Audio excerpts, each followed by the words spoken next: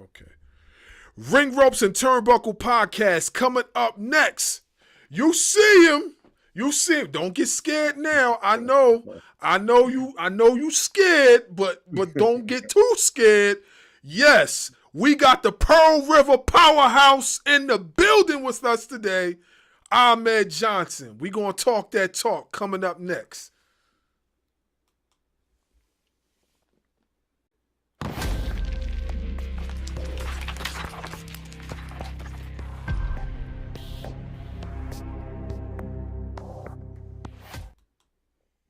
Following podcast scheduled for one fall. Introducing first, they are the Internet Podcast.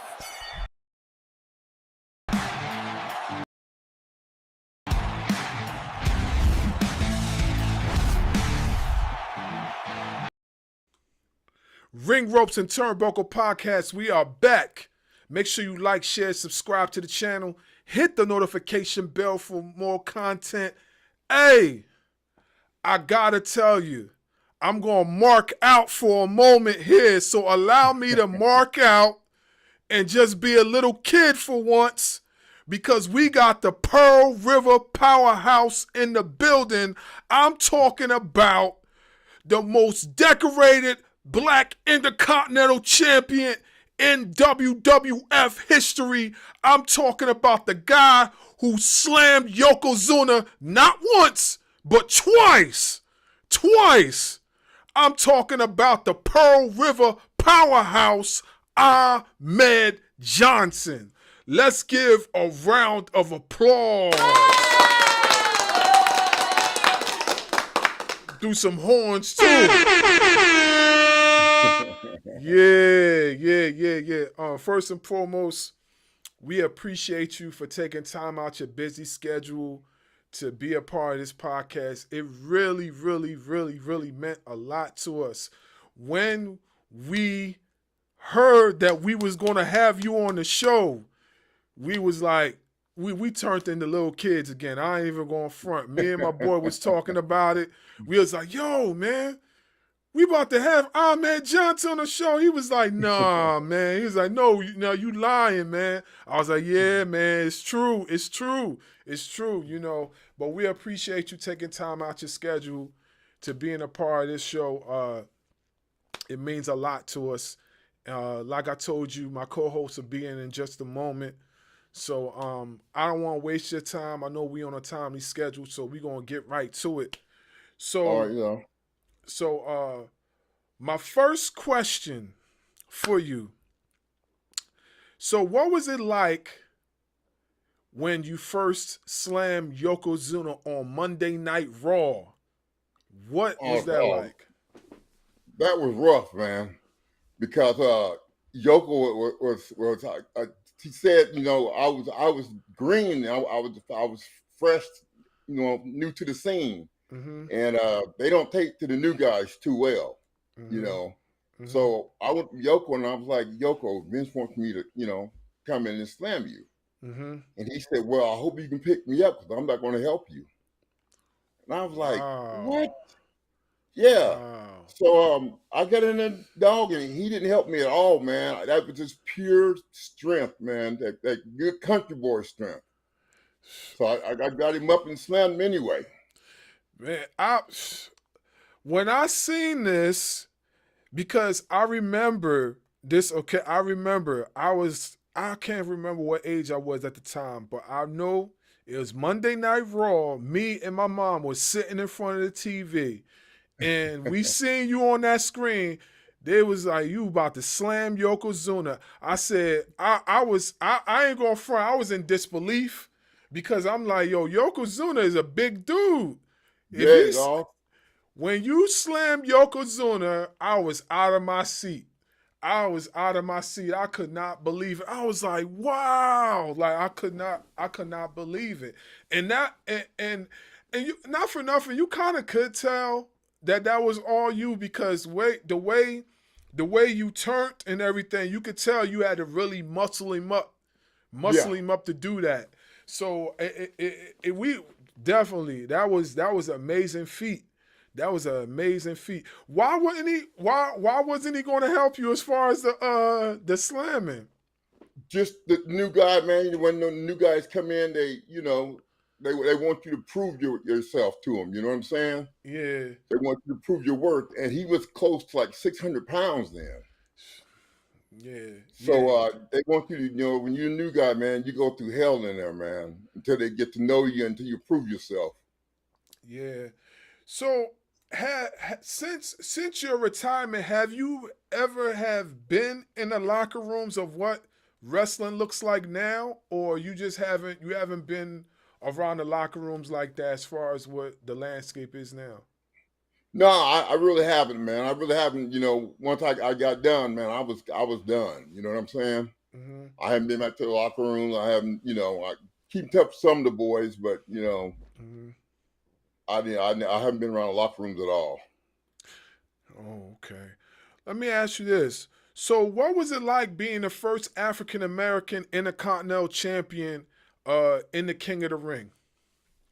Dog, that was a blessing, and it was a blessing, but I was kind of upset about it too. Let me tell Hmm. you why. Hmm. Because it took them that long to crown a brother a singles champion. You know what I'm saying? Yeah. It took them that long, and you have people like Junkyard Dog, Bobo Brazil, Ernie Ladd, people that should have been champion, man. Junkyard Dog should have been champion, world champion, long time ago, man. But the racism and the prejudice set him back. Hmm. Hmm. But so I was proud in order to open the doors for the rest of the brothers to come through, but I was sad in a way too. Yeah, yeah. I could understand that too. You're not the only one that said things like this. When we interviewed another wrestler on the show months ago, he basically mentioned like people, Junkyard Dog, and other folks, and he mentioned yourself as well. That that basically held there were flag bearers as far as African American and professional wrestling. Right. I know for us, growing up in the inner city as a kid, seeing somebody that looked just like me on television holding the Intercontinental Champion, that meant a lot to us kids because we was talking about it in school for like years and years to come. We was like, yo, remember when Ahmed Johnson was Intercontinental Champion? And like we were ecstatic about that. So seeing you hold that belt and prestigiously too, like Yes, sir.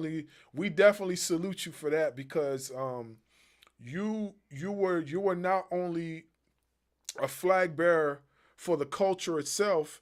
You had a lot of young kids that was looking up to you and was like, "Yeah, man, that's something we could be proud of," and things like that. So yeah, I Yes, definitely sir. understand. I definitely understand. So we talking about the championship. We can't talk about the championship without talking about when you had to vacate it. So Right. when that time came that you had to vacate the championship due to the kidney injury, how did that make you feel? Like what type of mindset were you in at the present time when you had to do that? Dog, I was hurt, man. I mean, mentally and physically. Hmm. And I was hurt mentally because another brother did that to me. You know what I'm saying? Yeah, And that really hurt me, man. That another brother would, do something like that. yeah. And But yeah, when he kicked my kidney, he rushed my kidneys, man. And that's still going on to today. I still take the kidney medication today for it, man. oh wow, wow. Yeah. So, wasn't something that just happened again, went away. Hmm. That's something that he did in his last permanently. But people don't talk about that. Wow. But have you guys buried the hatchet since then? Yeah. We me and Ron talked, man, and what I appreciate about Ron was he got on a podcast and he told him, he said, yeah, he said, I'll be honest. He said, I was jealous of our man. Hmm. He said, I was jealous, and I understand where he's coming from because he had been in the business like 14 years.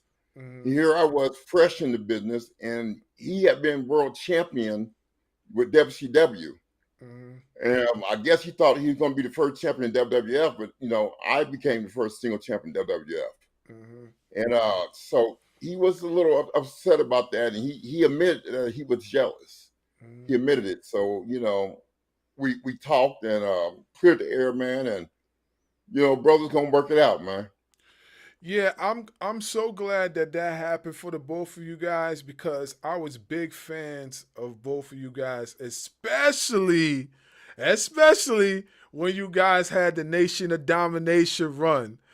Oh yeah, Oh man, like listen, if I could find it, I know I don't have it, but if I could, I would grab the kufi that I had just for that. I would grab the kufi and all that stuff that I had. Like, look, man, I ain't even going front. Like, I love the Nation of Domination. Like, just like an all-black faction, yes, on national TV, on WWF. It's not it's something that a lot of the promotions have tried to duplicate over the course of time, oh but yeah, it's not the same. It's definitely not the same no, because you guys held your own with everybody on the roster. oh yeah, Everybody on the roster. And it wasn't like you guys didn't have no heavy hitters. You had yourself, you had Farouk, you had D'Lo, you had Mark Henry, you had Kuma Mustap. Like, yeah, need I say more? Like, you guys held your own on there. Like, if I know for me, I wouldn't want to walk in no alley with you guys. Like, you guys was like you guys was one of a kind, and I think the whole Nation and Domination run was important because, like I said before, it just set it set up something that is duplicated till this day. You know what I'm saying? yes. And They you could, tried to duplicate it. yeah, They tried. they tried. They tried. I think there's a few groups that have come close, something close to it. Like I don't know. Like if you had if you do you watch the current programming of wrestling today? Every once in a blue moon, I might turn to it, man. Okay, so we got one group called the Hurt Syndicate. They used to be called Yeah, they were called so the Hurt Syndicate. Bobby Okay, Leslie and Shelton Benjamin and and MVP. Yeah, yeah, okay. So I feel like that group is probably the closest that I've seen thus far to what the Nation of Domination looked like back in the day. I think that group is the closest. And not only that, you could see some glimpse of you guys within the Hurt Syndicate. Like, of course, Bobby Lashley, that's you 110%. yeah, And you know what I mean? If you want to talk about MVP, that's Farouk. You want to talk about Kuma, Shelton Benjamin. Seldom Benjamin. He's like a mixture of everybody because not only he has strength, he has the athleticism, he has all the intangibles. So he was like a mixture of every single person all wrapped in one. So it was Yeah, like you do definitely see glimpse of what the Nation of Domination looked like back in the day within the Hurt Syndicate, and I think they're the group that has, come close. They the ones that have come close to it. I mean, of course, there was other black groups, in professional wrestling, but I think when you right. look at the microphone skills, the charisma, the whole outlook and the appearance, they're the ones that come close to it. They second to none. You Yeah, know. let me tell you a little story behind that, man. Mm-hmm. When we we got the Nation and it was all us powerhouses, all in one little fashion. Mm-hmm. And Vince called me to the office Mm-hmm. and he was like, I want you to see something. And he put the Mm-hmm. tape in, Mm-hmm. and it was us walking down the ramp. Mm-hmm. Me, Farouk, Common, D'Lo, Mm-hmm. Ron, we walking down the ramp, and Vince was like, who am I going to get to believe that y'all can be beat? He said, it's too powerful. He said, Mm-hmm. I'm going to have to take you back out the Nation, man. I'm like, wait a minute, bro. Oh. Yeah. I'm like, I just got in the nation. I just turned all my fans against me and just got in the nation. And now you pulling me out? He's like, I got no choice. He said, because nobody's going to believe that y'all can be beat. And there was talk about me and Ron tagging up. But then there was talk about that being too powerful. Wow. See, You know, because I mean, I wasn't too far away from where I was thinking. Go ahead, my bad. I didn't mean to cut you off. That's okay. Because, I mean, the only people I can see really hanging with us in a tag team match, if it would have been good, would have been us against the Road Warriors. Mm-hmm. You know, Ahmed Fruit versus Hawk and Animal. That would have been, you know, good. A good match. But outside of that, who was you gonna put against us? Yeah, let me ask you a question about that. So you had didn't you have some sort of like run with the Road Warriors at one point in time, or was that just something? Yeah. Was that just a one-off time? Tell me about that. How did that come about? Well, we was going to was it WrestleMania? Okay. We had a Chicago street fight. Mm-hmm. And you know, they're from Chicago. Yes. And so Vince wanted us three to team up against, you know, the nation. Mm-hmm. And so he just, you know, basically threw that little program together, man, and it came together, and I ended up tagging up with Hawk and Animal, and it was pretty cool, man. It was a good run. Oh, that's what's up. That's what's up. Cause I remember, I vaguely remember that one, but I know it wasn't as long as everything else. But I remember like you actually doing that for some time. I remember that. Yeah. Yeah, Chicago street fight. Yeah. Also, I remember you had a tour in Japan. You was on the independent circuit in Japan. Can you tell the folks about that tour that you had in Japan? Oh man, they loved me in Japan, man. Mm-hmm. They love, because Japan audience is different. Mm-hmm. You know, you get the Japan audience, they don't stay fired up like the American audience do. Yeah. And if you get somebody out there that can keep them fired up the whole time, that's some good action. It's good wrestler. Mm-hmm. So I went out there, man, and the audience just, I mean, they didn't even sit down. They just stood up, clapped the whole time, because I was doing high fly, diving over the rope, you know, and I weighed 330 pounds then. And here I am flying over the top ropes, and they have never seen somebody that size do that before. Mm-hmm. Mm-hmm. So it was a nice run, man, a real nice run in Japan. Yeah. Let me ask you this question. Is it true that Shawn Michaels told you to stop doing the all the flying moves or whatever because of the fact it downplayed what he did? Yes, he said he called me in the office, and back then Shawn had power in the WWF. I mean, he was like second in command. Mm-hmm. And he called me to the office one day, man. He was like, man, I just wanted to tell you something, man. He said, you're going to have to stop doing all the high-flying moves, man. He said, because I weigh, you know, 200-something pounds, and you weigh, you know, 330. Mm-hmm. And when people see you doing that, it takes away from when I do it.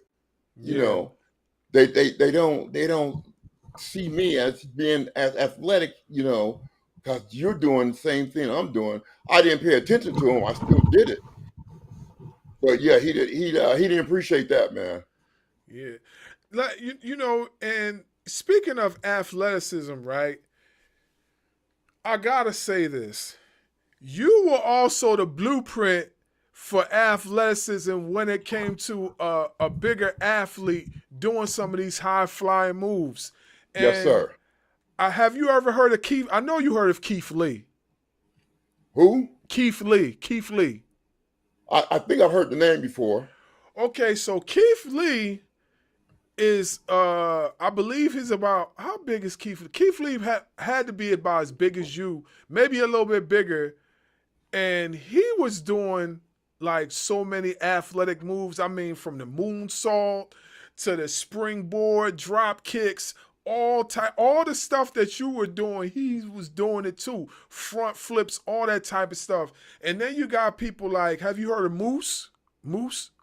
Yeah, I've heard of Moose. Okay, Moose is another guy, just as big as you, was doing the exact same stuff that you were doing. So, not for nothing, but you were like the blueprint when it came to athleticism Right. as a bigger guy. So I gotta applaud you on that one, because like when you were doing it, like nobody your size was doing that at that time. Nobody No, that's your no. size.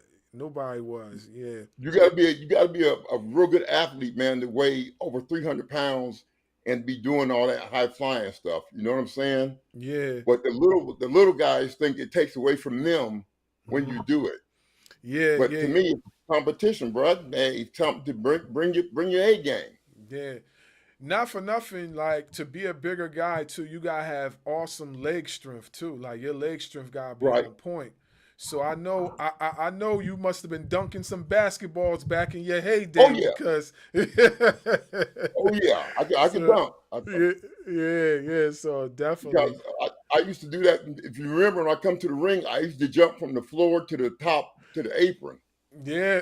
And then Yep. I do the jump over the apron, over the ropes, and in the ring. I just always had that ability, because in high school on the track team, people thought when we went to track meets, they thought I was a shot putter because I was so big, but I didn't. I was a high jumper. Wow. So yeah, I mean my highest high jump was like 6'7". Sheesh. Wow. So yeah, it was different ball game, man. Genetics, man. Yeah. What I would give to have those type of springs in my legs, because I hoop all the time, and I know for sure I got some flat feet. So I know.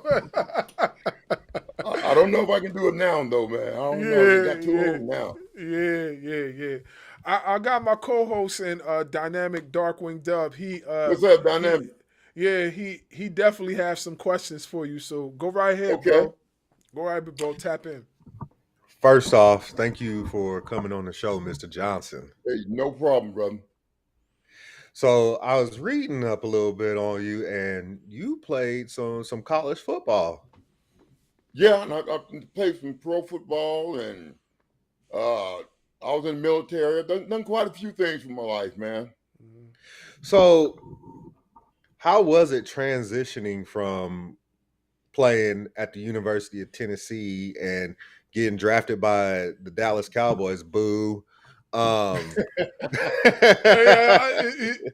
with you. I'm with you on that one, dog. Oh, damn. I'm with you on it. Dang, man. It's all good. It's all good. How was that transition from football to professional wrestling for you? It's totally different, man, because in football, you know, you work as a team. Everybody works together. You know, there's no jealousy. Everybody's trying to better each other. But in professional wrestling, there's no teamwork. Everybody's out for themselves. You know what I'm saying? And I wasn't used to that. Being from the military and being, playing football and all that, I wasn't used to not being a teammate to somebody and working as a team. But with professional wrestling, everybody for themselves, and there's a lot of jealousy and hatred that goes on, man, because they don't want you to be better than them. And I think my mentality was kind of messed up on that, because I was looking, still trying to be a teammate to some of these guys. Mm-hmm. And that's not what they were looking for. They were all about me.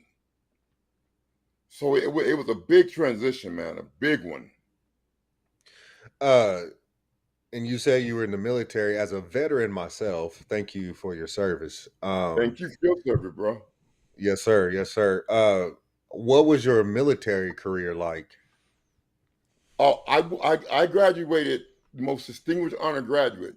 You know what that is? I graduated #1 out of like 2,000 soldiers. I graduated top of the class, man. #1. And I just, got in there, man, and did what I had to do. And I was stationed at Fort Sill.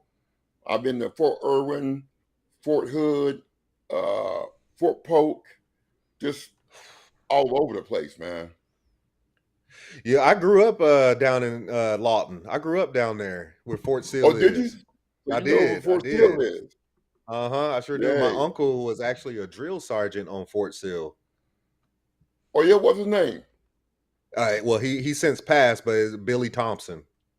Oh, okay, because I had two black drill sergeants, Sergeant Hall and Sergeant Jackson, and they Uh-huh. were, man, they were the truth. They didn't play. I told my brother this, but when I was in basic training, I went to Fort Knox, and I was one of two black soldiers in my basic training company. Oh Well, man. all three of my drill sergeants were black. Oh yeah. Yeah, so needless to say, I got held to a higher standard than everybody Yes. else below me. Yes. And It that's what was he did me. I mean, as soon as we got to basic training, man, the drill sergeants got gathered around me in like a circle and was calling me every name in the book. They were trying to test me and see, where my temper was. And they started calling me all kind of names and stuff, man. And they was pushing me to be the best. And I did just that. By graduating most distinguished undergraduate, I graduated, the best soldier out of 2,000 soldiers. I graduated top of the class.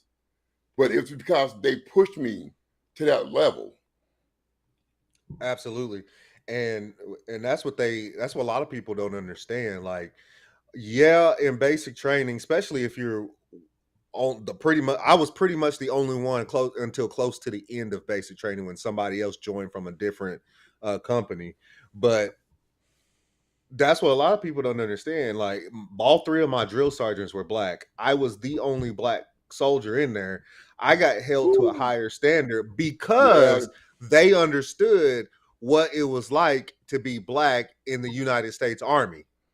right. So, just like you said, they were testing me to make sure that I could handle that responsibility, in which I did. Exactly. Exactly. Did you make platoon guy? I did. I did. Did you? Yeah, I was platoon guy the whole time. I did. And And whenever they made somebody me else work messed for it up, though. yeah, because if somebody else messed up, they blame me. Like we had a private named Private Woods and Private Young. And they were two brothers and they just, man, they couldn't do a push-up to save their life. So George Harden looked at me and was like, Norris, I want them up to par. I want them to be able to do this, that, and other by the time the tests get here. And if they fail, it's because you failed me. I was like, what? I mean, why you putting his load on me, man? I'm not responsible for these dudes. And that's where they seen it, man. If they fail, I fail. And the thing was, Private Young got so good at it, man. He was like right behind me on everything. Mm-hmm. I overtrained his butt, man. It shows good leadership, which leads me into more of the wrestling side. So, who was when you were in the WWF/E? Who was considered the leader of the locker room? I say the leader of the locker room was the Undertaker. Did you guys have a good relationship? Yeah, we were, me and Undertaker, we were okay, man. We were okay. That's good. That's You good. know, A lot of people like the Undertaker, but they don't like his politics. I won't take it right. there, but but I know I've seen a lot of interviews of different wrestlers. Is like, if you got in trouble in the locker room, you had to answer to the Undertaker. And with you Right. shaking your head, I'm going to assume that that's true. Yes. Yeah. With me, I was really quiet, man. Because like I said, I was thrown off because nobody worked as a team. And I figured, we could go so much farther if we worked as a team and all got along, but that wasn't the case. So I kind of stayed to myself. And some people seen that as, oh, our man's being, arrogant or he's mean, he don't like to talk to people. It wasn't that, bro. It was just that they just wasn't a team. You know what I'm saying? So I mean, if everybody's out for themselves, I did the same thing. I was for Ahmed Johnson. They taught me real quick. Absolutely. I totally get that, especially when you're coming from a football background, teamwork. You win as a team, you lose as a team. Military background, listen, if Yeah, you don't have somebody's back in the military, somebody's going to end up unalived. You know what thank I'm you. saying? And you will get the blame for that. Well, why didn't you have his back? You're supposed to be what we called in the Army his battle buddy. You're supposed to have his six at all Exactly. times. Why wasn't you there? You're getting blamed because you guys are supposed to be a team. And then you get into a Exactly. situation where everything is individualized. It's like, I don't know what to do about that because I'm so used to working in a team. Yes.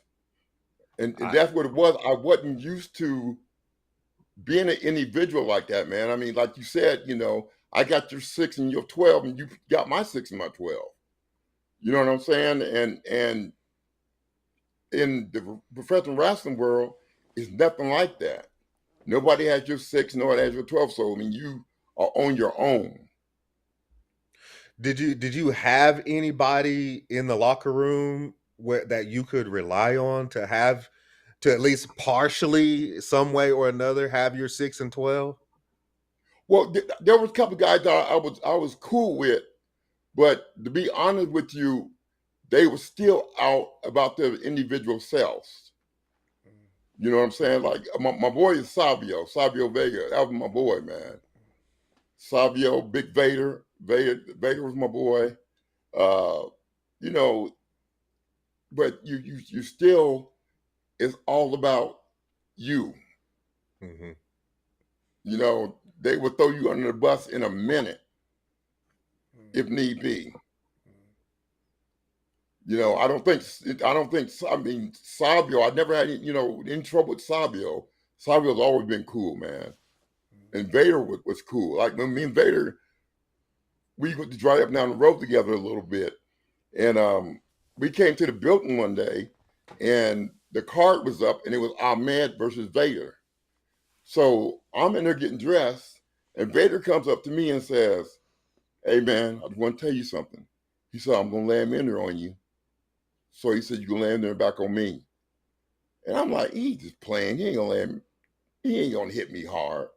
Please, man, we got in that ring, Vader, like he was trying to tear my head off, man. But that's just the way it was, bro. That's just the way things rolled back then. Was there anybody that you knew for a fact that you were never going to have a relationship with, just because of personality wise, or just because you knew for a fact, like, this person, I just cannot see myself being cool with this guy? Yeah, well, Mark Henry for one. We didn't get along at all. And D'Lo and us D'Lo started this rumor that he beat me up in the locker room. And I'm like, what? First of all, if D'Lo would beat me up in the locker room, every dirt sheet in America would have had it on there. Every podcast would have known about it. And I don't know where that came from. But it's like they keep using my name to try to stay relevant. I mean, but this didn't come out until 30 years later. I mean, why didn't you say that when I was there? You waited 30 years to start saying this stuff? And I think it's just to try to keep themselves, relevant, man. I don't know, bro. Before I pass it back on to my brother over there, what was your relationship like with Vince McMahon? I got to be honest. My thing is like this, and from the military, you treat a man by the way a man treats you. I'm going to give you the same injury you giving me. Vince McMahon never did anything bad to me. He always, he had my back, when I had to go to the hospital, he paid the bills. I mean, he never did anything bad to me. I mean, there's rumors out about him, there's things out about him. I'm not saying they're not true. I'm just saying, as far as I go, I can't vouch for any of that stuff because he never did anything bad to me. Go ahead, Barz. Yeah. So I wanted to talk about your run in WCW. So yeah, do it. Yeah. So I know it wasn't that long, but your run in WCW when you debuted as Big T. Telling me what the experience was like being with Stevie Ray and Harlem Heat 2000. What was that like? Well, first of all, me and Stevie Ray kind of came up together a little bit. Uh-huh. We worked, for the same company before WWF, before we even started wrestling. Mm-hmm. We worked for the same company. We were like brothers, man. Mm-hmm. I had his back, he had my back, and so I got a call one day, and it was Stevie, and he's like, "Man, I need you to come up here, and tag up with me." Mm-hmm. And I had been out the professional wrestling business for like a year or so.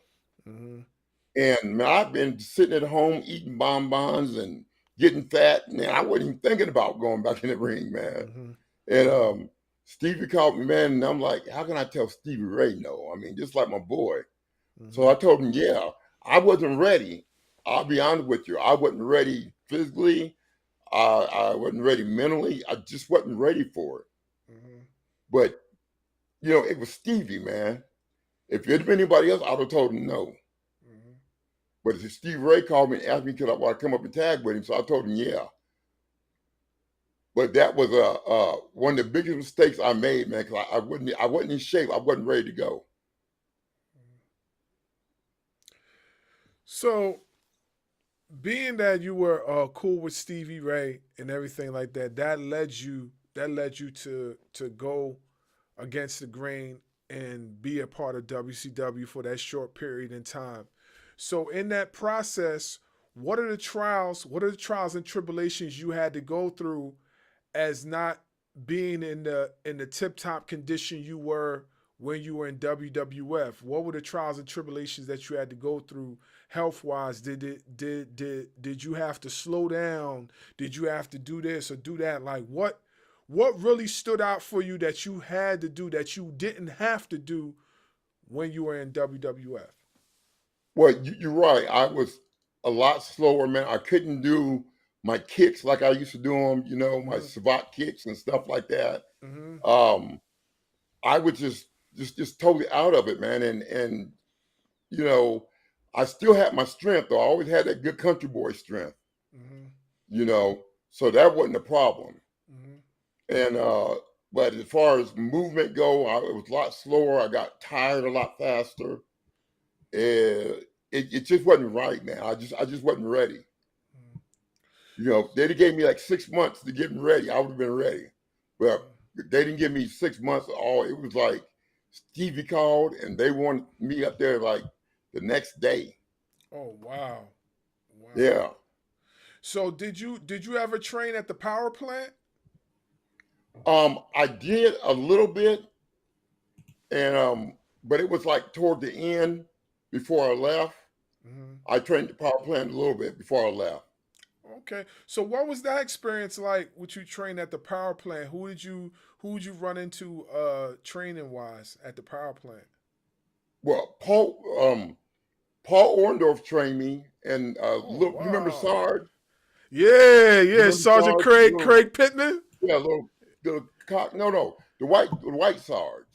Was I know. Yeah. I know who you're talking about. I can't remember his name, but I know who you're talking about. Yeah. I remember. Yeah, him and Paul Orndorff trained me when I went to the power plant. Okay. And yeah, and I remember one day I was doing a leapfrog, and Sarge saw me do a leapfrog, and he tripped out, man. He's like, "Paul, come here, Paul. You got to see this." He said, "Oh man, do another leapfrog." And they were tripping out because I was so heavy, but I could jump so high. Wow. Like you said, that athletic ability with the jumping has always been with me. Wow. wow. Yes, they tripped out on that, man. So what you saying is you were Zion Williams before Zion Williams. Believe that.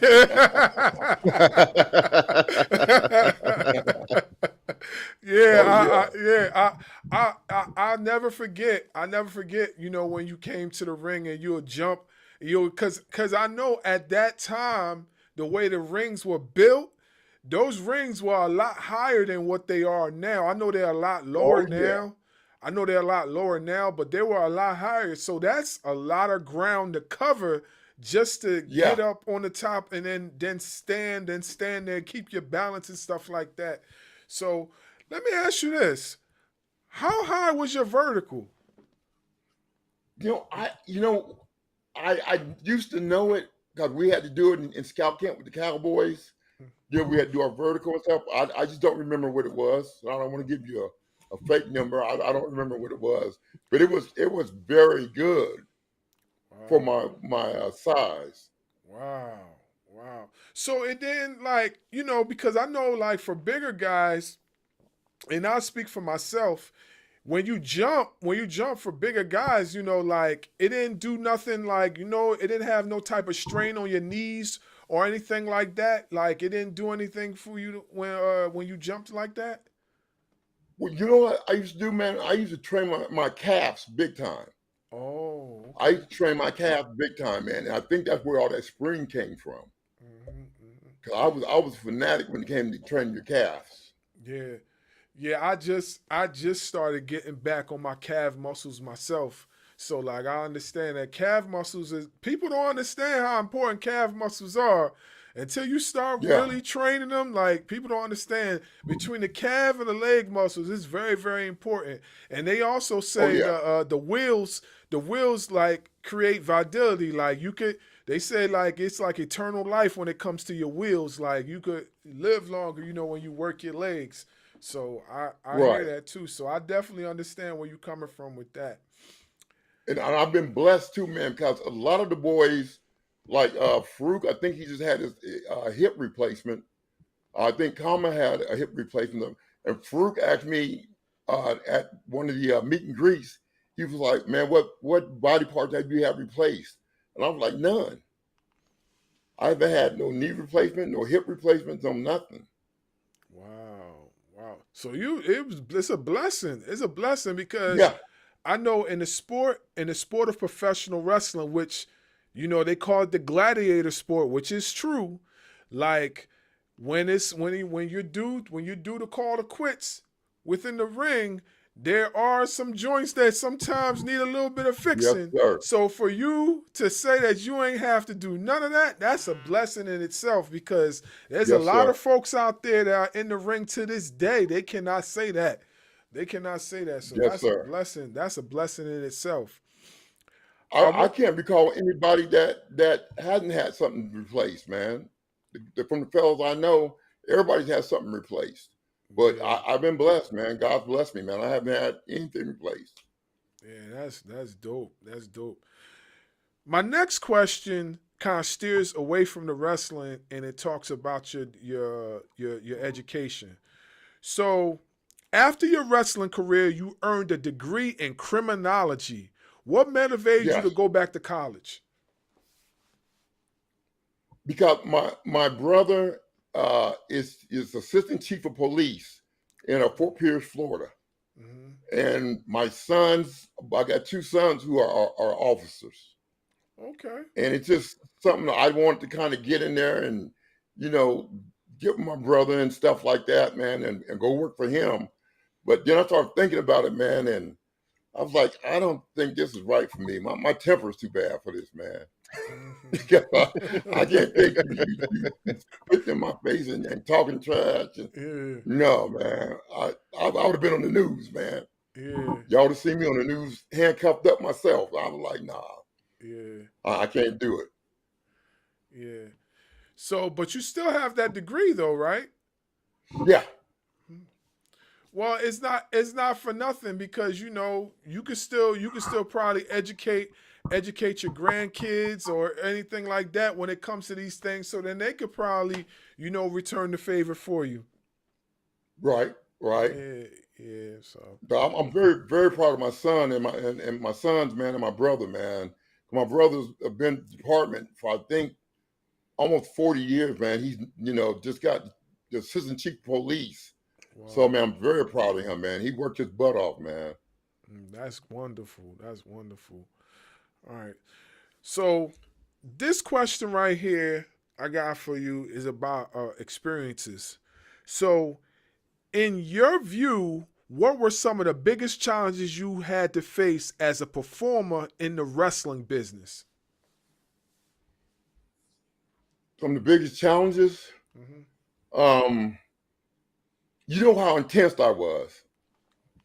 I Mm-hmm. was the most intense, I think, wrestler ever. I haven't seen anybody. I've seen people try to fake that intensity, but for me, it was real, and Mm-hmm. it came from childhood and everything else because I was abused bad as a child. Mm-hmm. So it was like keeping that under control was my biggest challenge.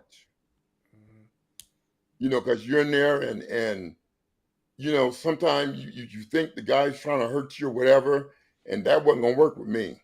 Mm-hmm. So I think that, keeping my intensity under control was my biggest challenge.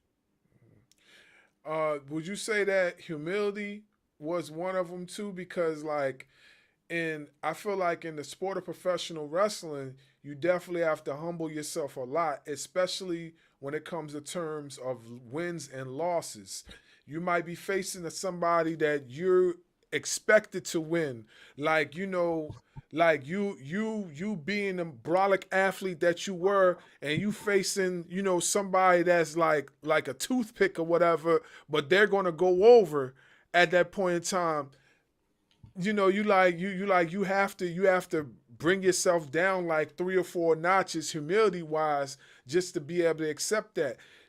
I could say, or you could say, like, is that something that you had to like really like come to terms with at times when it come to working a match? No, you know what?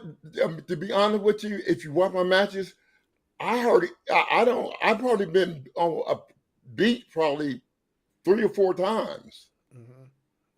And people don't realize that I didn't get beat that much. I mean, if I lost maybe 3 or 4 times, but Mm-hmm. it hurts your pride, man.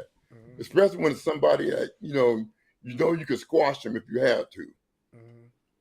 but you got to bring that under control. Mm-hmm. That's all about control, man. And but yeah, that was a big point of it. So then, being that I'm in the counseling field, we always say that you had to work on your coping skills, the coping mechanisms, and things like that in Yes. order to be able to. So I get it. I get it. I don't wrestle, but I know there's times I have to work on certain things to keep myself well grounded. So Oh I yeah. understand. I understand totally. I get it. I definitely understand. Go ahead, Doug. So what what was the feeling like when you became the first ever African American to win the Intercontinental title? Well, like I told my brother that it was a blessing, but I was hurt in a way too. The reason I was hurt because once I got in the locker room and took my shower and started thinking, man, I started thinking about people like Junkyard Dog, Ernie Ladd, Bobo Brazil, people that should have been champions, should have been world champions, Mm-hmm. and they never got that chance. Mm-hmm. And I was glad that I got that chance and got to open the door for the other brothers, even to the day. If I wouldn't have carried that single champion, intercontinental champion, if I didn't carry that well, that would have been an excuse for them not to have another black man as champion for the next 10, 20 years. But I carried it well. I carried it with pride. And I carried it with a lot of, I was very honored about it. But I was hurt that, the guys that came before me didn't get a chance to do that. And they should have. They should have. It should have been Junkyard Dog before they were with Ahmed Johnson champion. Junkyard Dog should have been champion before I was champion. Because Junkyard Dog and the people loved him, man. But the only reason he didn't get to be champion was because he was black. That was the only reason that man didn't become champion. Do you feel like, do you watch the current product? Every now and then I might turn to it. Because what I was going to ask you was, you were talking about how Junkyard Dog should have been champion, and you being the first African American Intercontinental champion, like long overdue for a black Intercontinental champion. Yes. If you do pay attention to today's product, how do you feel that African Americans, black wrestlers, are being treated today within the same company that you became the first in?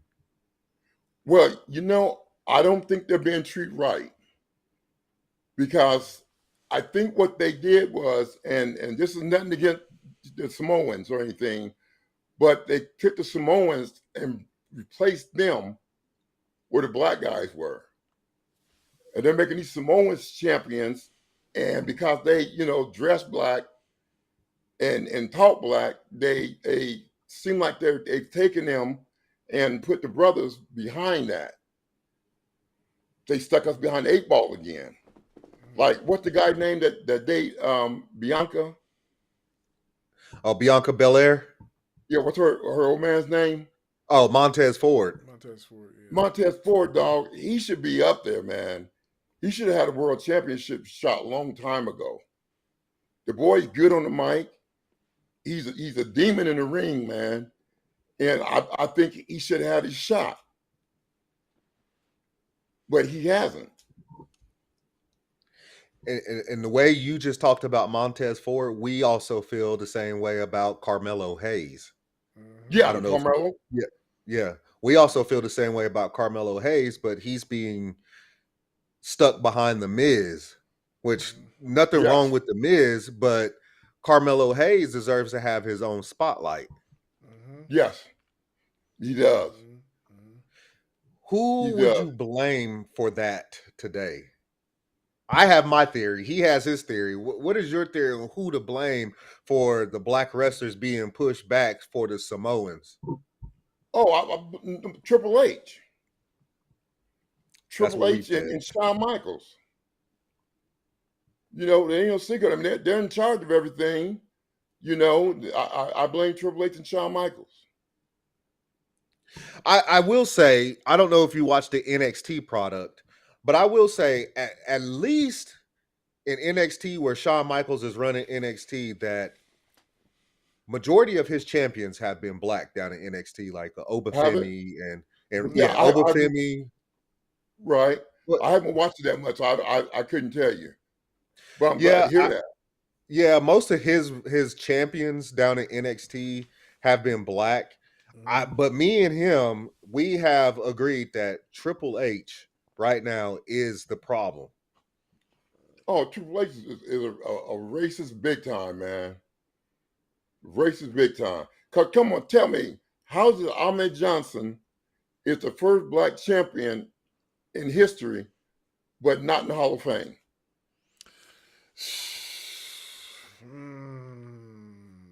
Dun dun dun. How did you put any other brother in the Hall of Fame before Ahmed Johnson, and he was the first? Hey, I was trying to look on my screen board for a sound effect for that. I can't even find no sound effect for that. I can't even rebuttal it. I can't do nothing with it because you're right. Think about that for a minute. You're right. The first black champion in history, and you're mad at me, so you're not putting me in Hall of Fame because you're upset with me. What would he be upset about, though? I don't understand. Oh, we got into it. We got into it verbally, and he went on TV and said some crap about me being the worst guy he ever had to work with, and this, that, and the other. And they were very upset when I left because people don't know why I left on my own, Oh. and they were very upset about that. But let me tell you why I left. When my sister was sick, and my baby sister, and she passed away like a few weeks after I left, and not only that, but they wanted to do this angle with the True Commission, which was that group from South Africa. They want to hang me from a rope. They actually wanted to hang me from a rope, man. And I was like, I'm not doing that. I said, do you know the history behind my people being hung? And I refused to do it. And Vince was like, well, I need you to do this, or, if you don't want to do it, I can't use you. I said, well, hey, I'm gone. I packed my bags, dog, and left, and that was it. And they've been upset with me ever since. Ever since. I say let them be upset. Oh, yeah. I ain't sweating it, man. Come on, God. You got people like Ted Turner in the Hall of Fame. I mean, come on, that ain't a Hall of Fame. That's a Hall of Shame, man. Got Donald Trump in there, like. Yeah, I mean, hey, it's whatever. But when they got upset with white boys, they called them back, like the Ultimate Warrior. Warrior dogged them out many a times, but they called him back and put him in the Hall of Fame. And any other guy that was white that they had a problem with, they called him back and put him in the Hall of Fame.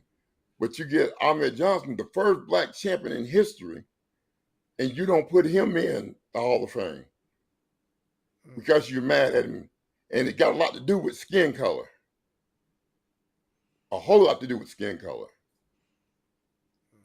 If you could say one thing to Triple H right now, what would that one thing be? Quit being a little bitch. And if you got something to say, you know how to find me. I'm at meet and greets and everything. You got something to say, be a man and come say it to me in my face.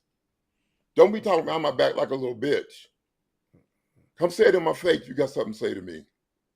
But he won't do it because he know I was slaughtering.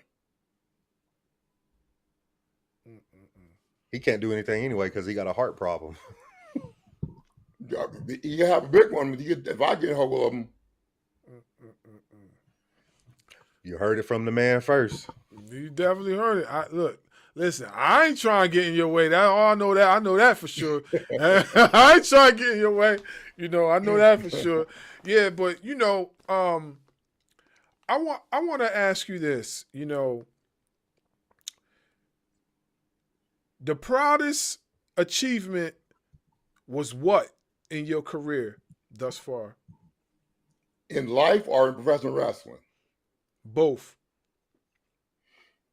My proudest achievement in life was graduating most distinguished undergraduate military. Because that was something I wasn't expecting. I didn't know I didn't know that I had beat everybody in the test and everything. I didn't realize how good I was until the general got up there and he was reading off awards and giving people awards for this, that, and other. And then the last award that they were giving was the most distinguished undergraduate, with the last award. And it was given to you by a general. And when he said Tony Norris, man, I tripped out, man. Wow. I was like, it just can't be me. It got to be another Tony Norris in here. But he was talking about me. And so that was my proudest achievement. And also opened up the door for other black wrestlers, whether they respect it or not. The fact that I did it for them is a great achievement for me. Because no matter what you do, you can't take it back. Yeah, that's true. What's done is done. That's true. My final question before I send it back to my brother is that if you could turn back the hands of time and go back to the prime of your career and bring that up to date to wrestling today, who are some of the guys that you're familiar with that you would like to get in the ring and square up with? I would have liked to square it with Undertaker. Mm-hmm. You know, I think that would have been a good match. Steve Austin. Mm-hmm. You know, I would have liked to wrestle Sean, regardless of what I heard you said. You know, Mm-hmm. about them not being ready for a black champion. I would like to be in the ring with Sean, Mm-hmm. and who else would I would like to be in the ring with? Those about the top three that I never got to get in the ring with. I would have loved to be in the ring with. You And know Psycho who? Sid. Yes, yeah, you versus Sid would have been dope. Yeah, Yeah. yeah, you versus Sid would have been dope. You know who? Yeah, you know who you would have been a dope matchup with. I could see you having a match with Bobby Lashley. I could see that. I could see you having a match with Powerhouse Hobbs. I could see you having a match with Keith Lee. And there's a few Yeah. there's a bunch of guys that I can see, like, if you could bring back your youth and put it in today's wrestling, that you will have some bangers with. And I definitely could see you wrestling in AEW because, for one, athletic big guys, they flourish in AEW. Like 110%, they flourish in AEW. You would have been a shoe in the AEW. I know you familiar with AEW, right? Yeah. Yeah. Yeah, I you would have been. I watch them every now and then. Yeah, you would have been a shoe in AEW. That would have been fire to see you in an Yeah, AEW. I would love to go against Bobby Lashley, man. That would have been a good one there. Yeah, that would have been off the hook. You can take my money now, Tony Khan. You could take the money now, right? Go ahead, take it. Yeah. I actually I told my bro this. I actually was at a collision event over the summer. I went to an AEW event. They came to Atlantic City. I'm not too far from Atlantic City. I'm originally from Atlantic City, so went to an Okay. AEW event with my son, and my son was ecstatic over what he's seen, and not for nothing, AEW, when you go to an AEW show, you feel like you part of the show yourself, because the Oh way yeah. let me tell you, the way they conduct their event is like you're in the event yourself. Because, Huh. like, I have front row seats with my son, right? But I was like 2 steps away from John Moxley. I was like another step away from Rhea Liotta, and not too far away from Brody King. So it's like these larger than life athletes were like right there at your fingertips to touch and say hi to. Like, everybody was just trust me. It is the landscape of what a AEW looked like is definitely not what it looked like 10, 20 years ago in professional wrestling. Like, they have completely changed the landscape. So I don't know, you ever get a chance, you should try to go to an AEW event. I'm telling you right AEW, now. huh? Yeah, I'm telling you Might right now. check You will that not out be there, man. Yeah, you will not be disappointed. You will not be disappointed, for real. Like, for sure. Go ahead, Dub. What was it like being in the locker room and in the ring with somebody like Farouk?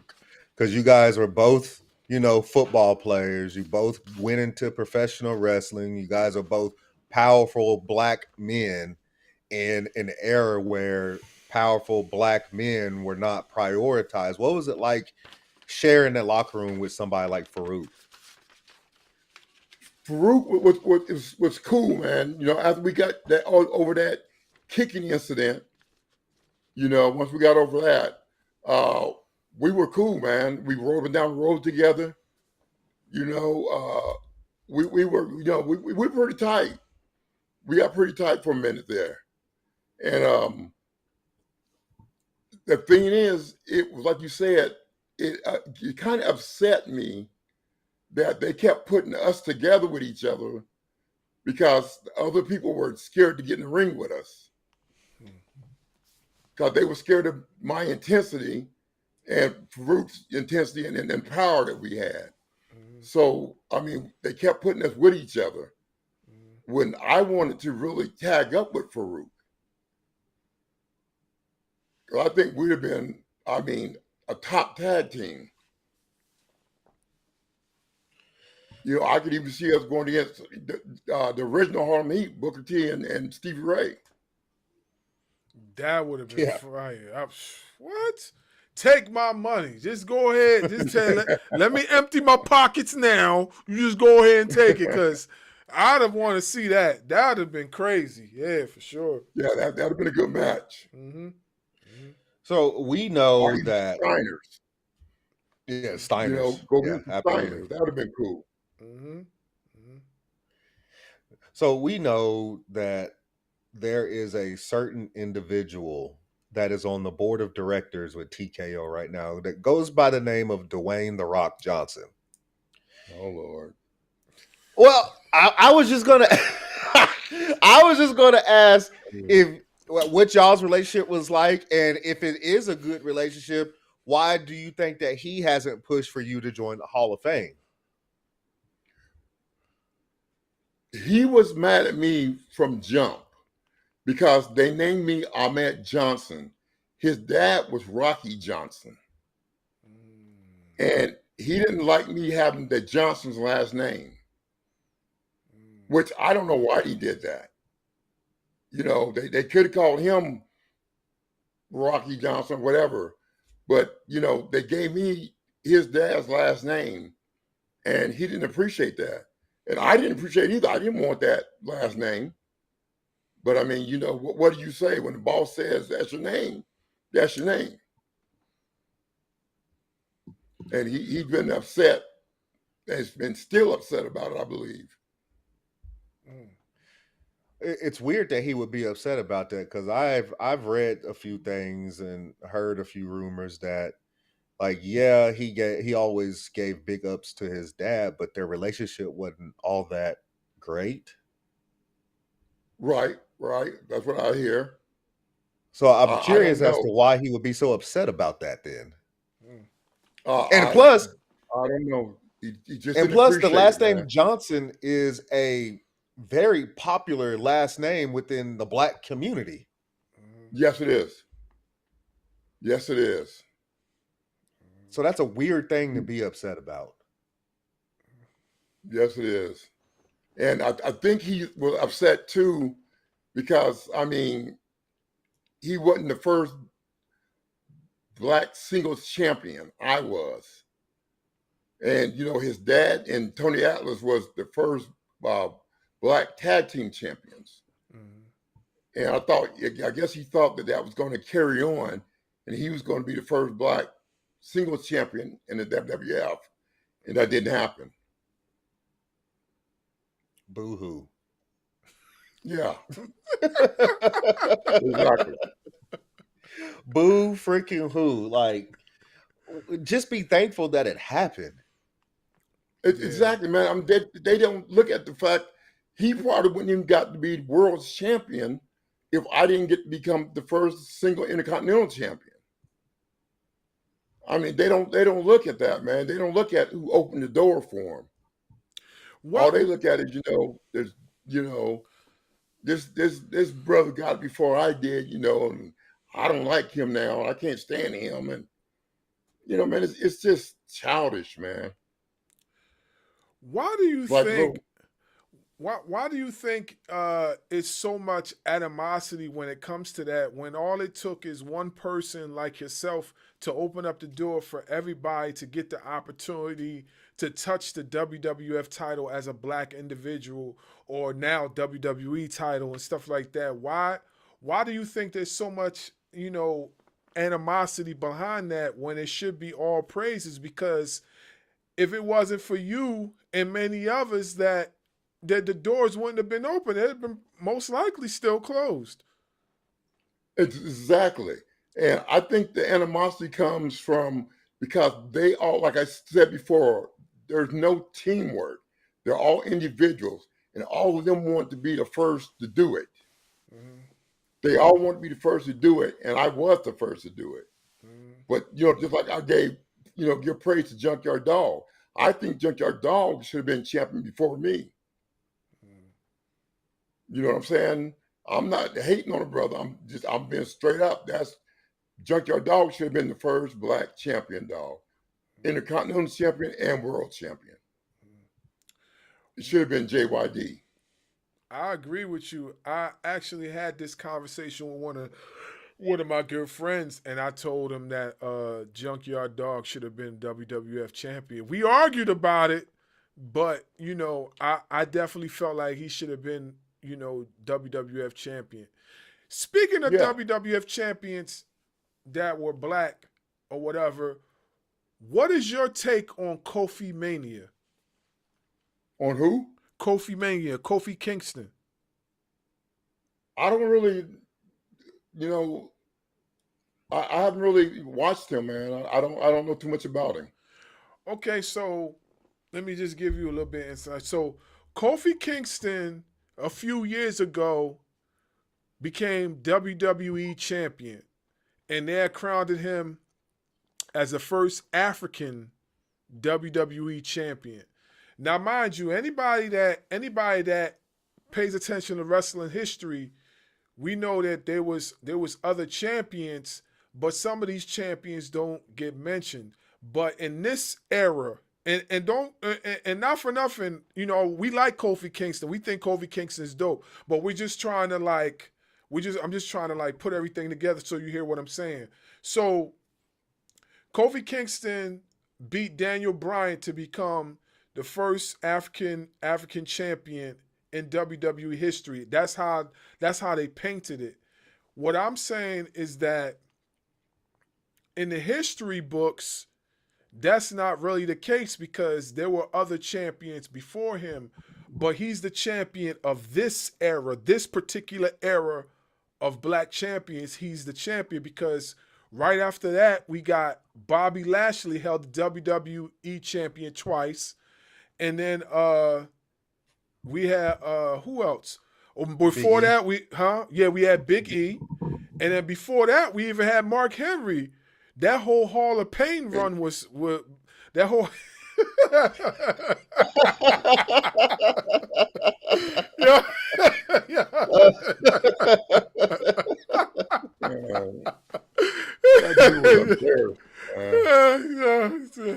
Well, before that, we even had, you know, Mark Henry with the whole Hall of Pain run. So what I'm saying is that why can't, you know, this company just bury the hatchet and recognize that accomplishment that you had made as far as opening that door? Because without you opening that door, these other champions wouldn't have been able to flourish. And I know we asked you that again, but I'm so stuck on it because, like, you were the first champion.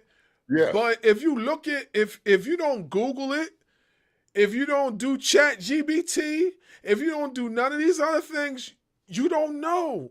You know what I'm saying? No. Like, you don't know. So why do you think they're still holding this grudge after all these years when it's important to the wrestling history, it's important to the culture that we know these things to further on the prestige of black champions? You know, brother, you gotta look at the history. Go back in history. There's been a lot of things. Like they say, the Wright brothers was the first one to invent the airplanes, and they wasn't. Mm-hmm. Some brothers were the first one to invent the airplane. Mm-hmm. You know what I'm saying? But their history is hidden and erased. Mm-hmm. And that's the same thing they're doing now because they don't like somebody because I didn't bow down. You know what I'm saying? I wasn't one of them Negroes that's gonna bow down to you and kiss your shoe. Not me. Mm-hmm. You know, I was raised from a different cloth, man. Mm-hmm. And they didn't appreciate that. Mm-hmm. And to be honest with you, the brothers fell right in with the white boys on that. I got more hate from some of the brothers than I did from some of the white boys. But nobody ever talked trash to me until I left and I started reading it on Facebook. And it was like 30 years later, man, why are y'all saying all this stuff 30 years later?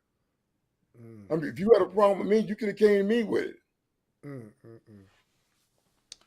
even now in meet and greets, you know, they see me all the time at meet and greets. You got something to say to me, say it. Yeah. I could never understand why, at the age, as older you get, the more stubborn you become when it comes to these type of things. I never could get it. Like, I can't understand, like, I wish I could answer a lot of this stuff, but I just can't, and it just saddened my spirit because, like, a lot of these people we idolize, just like we idolized you. We idolize a lot of these folks. You know what I'm saying? Right. And like we expect more. We expect more because at the end of the day, like, you guys all shared the same mat together. Like, from what we heard, wrestling was supposed to be a brotherhood. You know what I'm saying? That's far from the truth, man. No, that's no. You have cliques.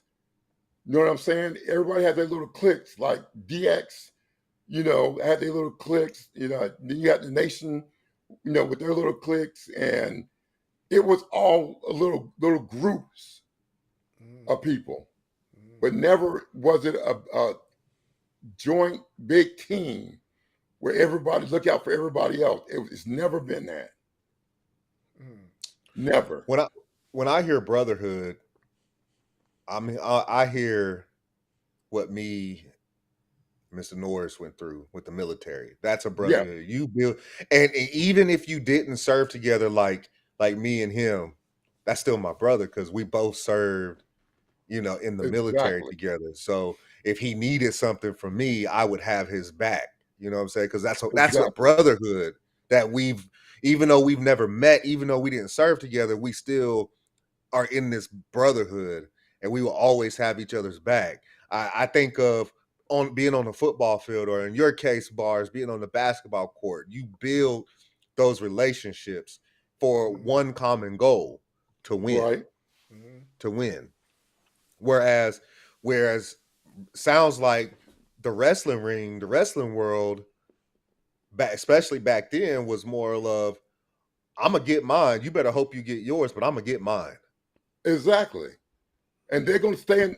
The thing about it is they will stand in your way to make sure you don't get yours if they could. I mean, people think, like you said, they think it's like one big brotherhood. Man, that is the farthest thing from the truth. There is no brotherhood in there. And there's a lot of racism in there. Until people wake up and see that, man, and see it for what it really is, I don't know what to tell them.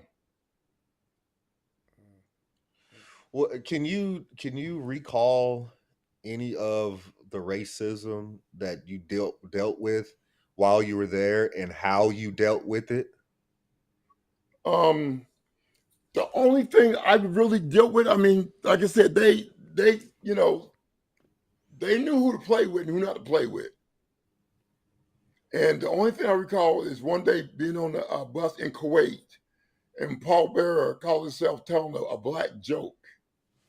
And when he did, I walked up to him and I was like, man, I said, don't you ever in your life, when you see me, say another word about a black joke or nothing else. I said, because I ain't playing with you. I said, I don't play them games. You might have got away with that with these other, Tom ass wannabes, but I don't play that game. And I from that point, everybody was like, hey, Ahmed Johnson is, he's mean, he's hard to get along with, he this, he's that, but it was none of that. It's just that I wasn't gonna play those games. I wasn't gonna kiss your ass. I wasn't gonna play the games. I wasn't gonna, snitch on nobody. This is not my style, man. I mean, you gotta remember, I ran with the Bloods growing up, man. I was a pirate growing up. So I mean, the brotherhood's always been there for me. Always had a team, always had a brotherhood. You looked out for each other, man. Mm-hmm. And that's not happening. The brother will stab you in the back quicker than the white boys will almost. Damn. Man, I'm just saying damn, because like you telling a story that me and my bros been talking. We was just talking about gang We warfare sure was. earlier. We were just talking about growing up in the hood and having to Yeah. fight your way through the corners just to get to school. I told him my whole situation. It wasn't until I learned how to box, and then I started flooring cats so they could leave me alone, so I could just get to school. You know what I'm saying? So, hey man, like, this is surreal for us because we literally was talking about this earlier today. We literally was talking about the exact same thing you said. We was talking about it, man. Brother, even Stevie Ray will tell you, I have not been into a fight, okay, where I didn't knock the person out. Not one fight in my life have I been in where I didn't knock the person out. And Stevie Ray, I'll tell you that. I mean, me and Stevie Ray were tight, man. We ran our side of the hood. We ran our side of the hood. And this was before we even thought about doing some wrestling. And the only reason we got into wrestling was because Ivan Pusky, I don't know if you remember Ivan Pusky. Yeah, I know. Well, he opened up a school here in Houston. And Stevie was like, man, we got to go try out, man, and go to school. And that's how we got started. With Ivan Pusky. Wow, that's dope. That's dope. Like, yeah. Well, this is my last question, and then I'm gonna just go back to Dub. My last question is the historic win of the Kuwait Cup that you did in 1996 when you defeated Triple H in the finals. Yes. What type of moment was that for you, and what did that do for your career? That was great, brother, because once again, you're talking about I was the first American to ever win the Kuwaiti Cup and the first Black American to win that. So, I mean, you know what I'm saying? That's another title that they're denying me. But I was the first African American to win the Kuwaiti Cup and the first American to win it. And that was great, man. I love Kuwait, man. I love Kuwait. Yeah, this when I looked it up and I seen it, and I probably missed it, but that was the first time of me knowing that. And it's a good thing I looked it up because I said, yeah, I gotta ask you this because I didn't even know something like this even existed at that point in time. So before I pass it back to my bro, like, what was the Kuwait Cup created for? Like, when did that even start? I'm not sure when it started. Okay. But it was, I mean, bro, it was just nice. I mean, they gave me the Kuwaiti Cup. I would go get it, but it's upstairs. But it was real silver. It was made from real silver, man. And it was like, I mean, that big, man. It was huge. And the Kuwaiti people took to me like fish to water, man. Wow. There was no racism. There was no nothing. They loved some Ahmed Johnson. Wow. Yeah, it's just dope. I said, when I seen the question, I said, you know what? I gotta ask you this because I was unfamiliar with the Kuwait Cup, but now that you tell me that, now I gotta look up more, and now I gotta go back and find these matches that you had in the Kuwait Cup so I could talk about it and stuff like that. Cause I was unfamiliar with it, but now as you mention it, now I gotta go back and do some more research. Yeah, I beat Triple H. I beat Stone Cold, Farouk. Owen Hart, and I can't remember who else I beat, but I beat all of them for that cup. Wow. Wow. Yeah, I'm definitely going to go back and look at it. Go But ahead, that's just Dub. them trying to hide. That's just them trying to hide some more history. They're trying to hide it. Well, they can't hide it no more because it's on our show and we going to put That's it right. out there. So you ain't even got to worry about it. It's on our show. Everybody's going to know. We going to make sure we clip this everywhere. No, you going to get this work. You going to get this work and you going to know what this man had did in African American history when it came to professional wrestling. You going to know because we going to Exactly. tell it. So we got to worry about it now. It's already out there. It's already out there. Go ahead, Doug. What's one misconception about Ahmed Johnson that you would like to clear up? That I'm hard to get along with. I'm quiet, and that's just the way I was quiet in the WWF because, like I said, it wasn't a team atmosphere. It was everybody for themselves. So you had to watch who you talked to, what you talked about, because it'll get back to Vince's office quick. So if you're smart and like we all know the streets, you know what I'm saying? There's certain things you can put out there in the streets and certain things you can't because somebody come and blow your head off if you put the wrong thing out there. So I was like just really quiet, man. And I didn't mess with, I used to bring my buddies with me to the matches because I didn't deal with the boys. Mm-hmm. Wow. What is that's Go the ahead. biggest misconception is that Ahmed Johnson's hard to get along with. But every fan on my Facebook and stuff, they would tell you, I talk to them and communicate with them big time. Just like I don't think they did right when your boy Mo just died. They didn't do a tribute to him, did they? Who you talking about? Mo from Men on a Mission. Oh no, there was a tribute. There was a video package I believe that was done for him. There also was a few wrestling podcasts that covered Sir Mo as far as like his championships that he won as a singles competitor and what Men on a Mission did for professional wrestling as a black tag team. And they showed a video. I believe they showed a video of Men on a Mission when they turned heel. When they turned heel, and they I don't know who they turned heel against. I'm trying to remember. I can't quite remember who they turned heel against, but I know they turned heel, and their hype man. They put a beat down on their hype man. I remember seeing the video. That was their first heel, one of their heel turns from then. So Okay. they did, they did put a video package together for him. I do remember seeing that. Okay, because I remember when let me tell you, Kamala, man. Kamala has put everybody over in WWF.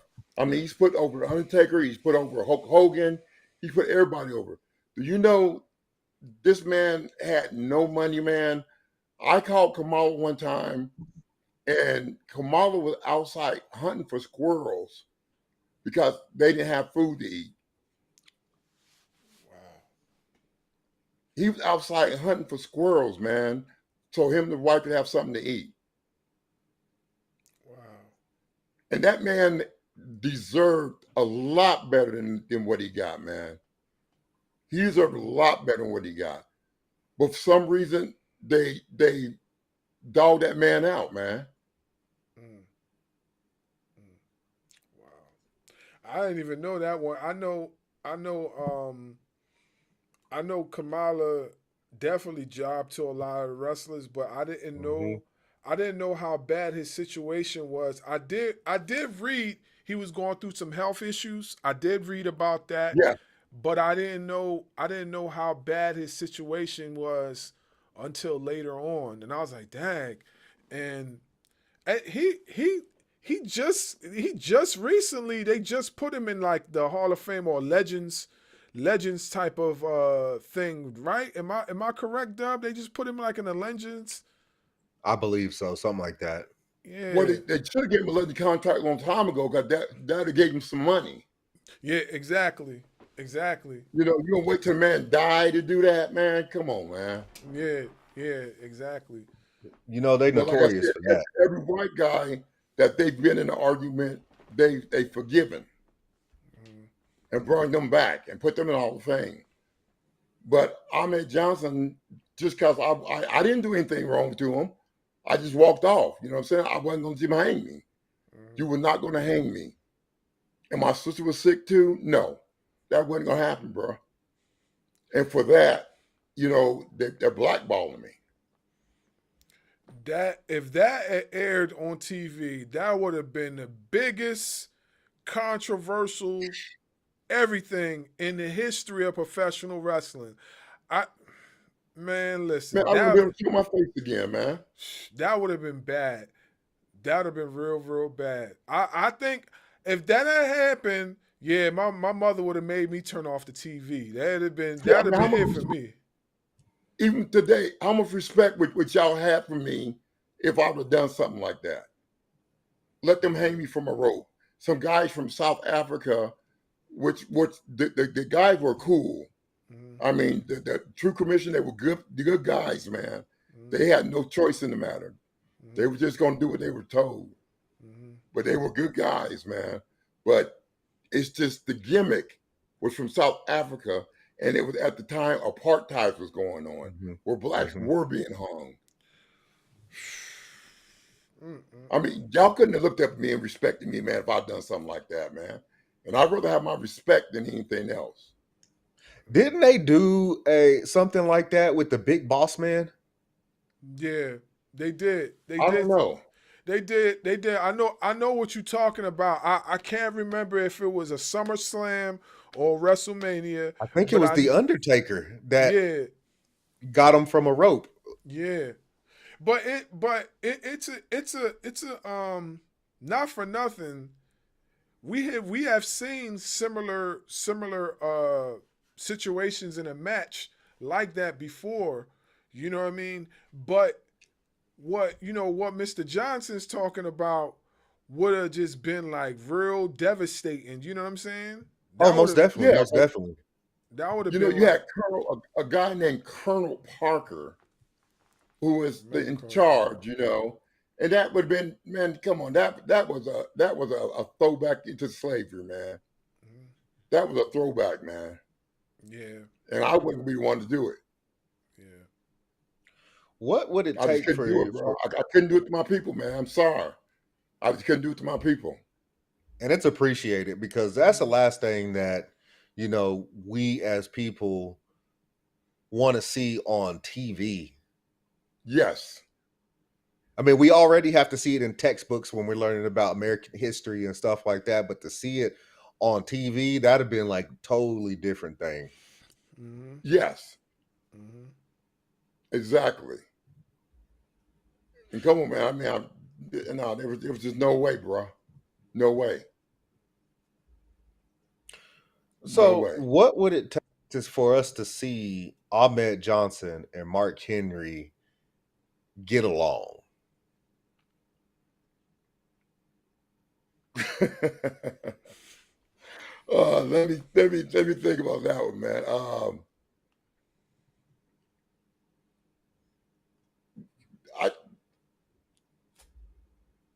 I guess a sit-down discussion, man. You know what I'm saying? I guess a sit-down discussion, a real sit-down discussion. Because I want to know why he said some stuff he said, some of the lies he said, and why he told them lies. I don't understand it, man. But you think that sit-down could happen? Huh? You think that sit-down could happen? I don't know. I don't know, bro. I'll be honest with you. I really don't know, man. I don't want to sit and lie to you. I really don't know. But see, I heard Ryback went off on him and was telling about some lies he told on Ryback. Mm-hmm. You know, I don't know why he feel a need to tell these lies, man. It ain't getting you no further. Just keep my name out your mouth. That's all I'm asking you. Keep my name out your mouth. Because I'll be honest with you, I had some boys down in Sealy where he lived from the Bloods that wanted to go see him. And I told them no. They wanted to go see him. And see, and people didn't understand why I always wore that red. You never see me anything but red. That is Because I was true. always representing. That is very true. That's The very red true. and the black, I always representing, dog. Yeah, I did not know. I did not Yeah. know. But it makes sense. Mm-hmm. Yeah. I was always representing. Mm-hmm. He wearing red right now. Yeah. My computer's red. Mm-hmm. Always representing, dog. So, You do know, you remember? Go ahead. You know, I don't get involved. I try to talk to the brothers now that are involved in the gang, and you know, try to let them know, you know, do something with your life. You know, I understand some of the brotherhood stuff that goes on because sometimes you need somebody to be with. Mm-hmm. You know what I'm saying? If people don't understand it, being involved, it's not about shooting people up and all that. It's just that you look for a brotherhood, and that's what it was, a brotherhood, just like a motorcycle club or anything else. You know, you got to represent. People don't realize that. Of course, we do, being African American and living in this country, that the original Bloods and the original Crips were formed as a form of protection from the white Yeah. people for the neighborhoods. Yes. They don't realize that. That's where the brotherhood part comes from. Uh-huh. See, and I was telling him, right, just like he said, we were literally talking about this kind of stuff before we came on here. And I was telling him, like, no, I wasn't part of, because I lived in the neighborhood where the Bloods ran the neighborhood, but I was Right. never part of it. But because I was the one that was making the grades in school, I was the one playing sports. So they knew that I was going to have a way out. And so I was always protected by them, even though that I wasn't part of them, Right. because I had the grades and stuff, and they knew that there's a chance that I could go somewhere. But what they did do is if anybody messed with me, there was one of two things that would happen. One, they would have me and the person that has a problem with me meet up in the neighborhood park, and we were going to fix it ourselves. And they were Right. going to be there to make sure that once the fight was over with, that was it. Or two, if it was bad enough, they gonna handle it for me because they didn't want me getting in Yeah. trouble. And they don't want that. Right. You best go with option one if you're smart. Exactly. Smart, you go with option one. Because option But it two was a ain't no form of telling what's gonna protection. happen. It's just like how the Black I Panthers formed. seriously, yeah, I seriously had some the Bloods contact me about Mark Henry. And dog, I told him, no, I mean, it ain't that serious. No. And we're living in a different time where everything is being recorded and everything is Yeah, on the internet. And the last thing that Ahmed Johnson needed was for his name to get brought up in something because the exactly. Bloods took care of something for him.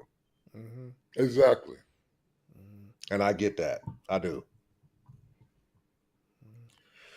But What? it was the old me, it might have been a different story. Yeah. Might have been a different story.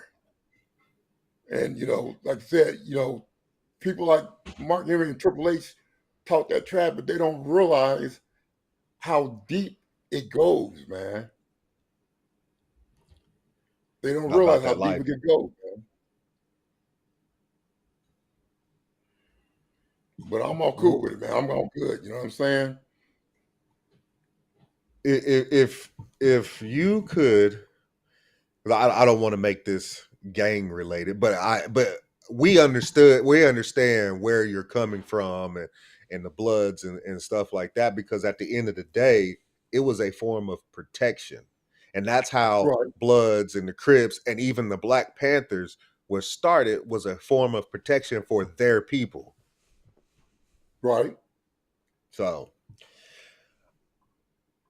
if you can you remember what Vince McMahon said to you when you first got to the WWF? What did he say to you about your potential? Um, it was cool because he just brought me in. He didn't tell me when he sent me out for my first match. He didn't tell me if I was a baby face or a heel. He said, "I want you to go out there and let's just see how the crowd reacts." So I didn't wasn't a baby face or a heel. He was just wanting to test the water, and the crowd went crazy when I came out there. And from that point, I was a baby face.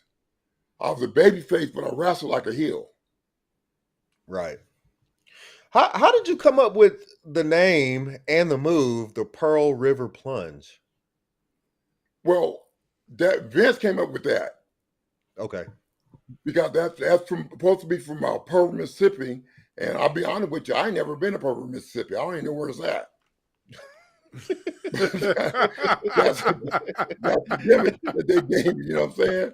I ain't never been to Pearl, Mississippi. I ain't never been to Mississippi. Period.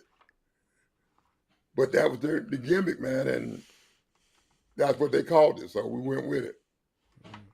Nothing wrong with that. I Yeah, always yeah. remember that because I remember when the WWE games first started coming out on PlayStation 1, the first person I always chose was Ahmed Johnson. Yeah, now see, Ahmed. Now I came with the name Ahmed. Ahmed is a name, an African name. It means worthy of praise. Mhm. And like you said, Johnson is a very common used name in the black neighborhoods. Mm-hmm. Mhm. So you know, that's how that came about. The Pearl River Plunge. I'll never forget that. I really won't. No matter how Nah. old I get. Mm-mm. Nah, that's that every time I think of you, I always think of Pearl River Powerhouse, Pearl River Plunge. I think of all those moves, man. Like, cause those high impactful moves that you used to do in the ring, like, I think of all that stuff, Oh and yeah, yeah. So definitely, definitely for sure, like very, very, very, very nostalgic. Yeah. exactly. If there's one thing in your wrestling career that you could change, what would that be? One thing I would change. Um, the conception, the way that the other wrestlers treat each other. I would want to see them like we talked about earlier, like military.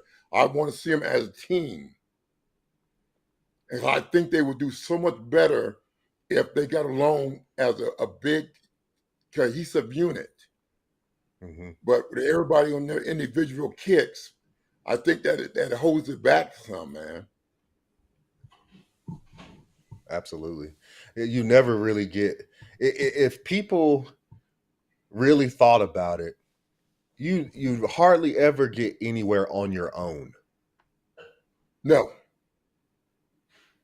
It's a very rare occasion where you get somewhere in life on your own.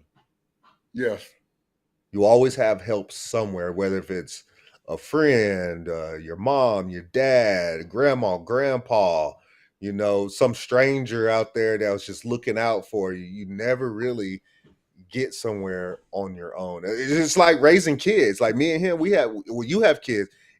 What yeah, is the saying? It takes a village to that's raise right. kids. Hmm. That's right. And back in the day when I was growing up, man, I mean, I'm a lot older than y'all, but back in the day when I was growing up, I mean, your next door neighbor could whip your butt if they caught you doing something wrong, you know? And today, I think the problem with black parents today is, and white parents, they try to be your friend and not your parents. Mm-hmm. They want to be your friend. And I think that messes up the whole dynamic of raising a kid. You know, I'm your dad, and that's who you're going to treat me as. That's what I try to tell mine. Mom be trying to get that smart mouth. I'm like, listen, don't think I won't be afraid to knock your teeth down your throat. You're right. Don't get it twisted. Yeah. Like my mom used to tell us. My mom used to tell us, I'm the first one to bring your ass in this world. I'll be the first one to take you out. She meant that. Not for nothing. My mom was crazy. See what people I keep trying to tell people, like I was raised in a Nigerian home. All my family's Oh, Nigerian. man. So you know, hey, you already know what I had to go through. I know they didn't play. Oh no, man, my mom was crazy, man. I was scared of my mother, man. I did not play around with my mother. God rest her soul. But no. She looked at me one time, that was it. I straightened up after that. All it took was that look. Mm-hmm. Yeah. Mom was crazy. Mom was crazy. Yep. If you could give advice to a young wrestler today, what would that advice be? To always try to outwork the other person.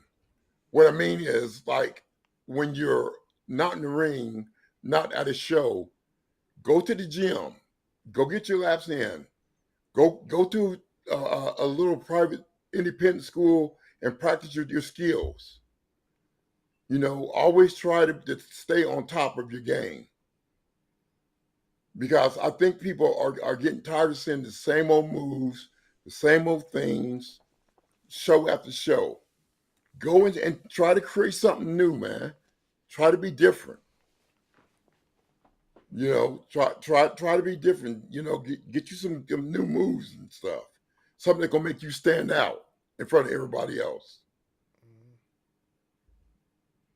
Absolutely. Because I don't know about my brother over here, but I have gotten to the point to where I've started taking breaks from not just WWE, but wrestling as a whole, because a lot of times you see the same stuff over and Yes. over and over and over.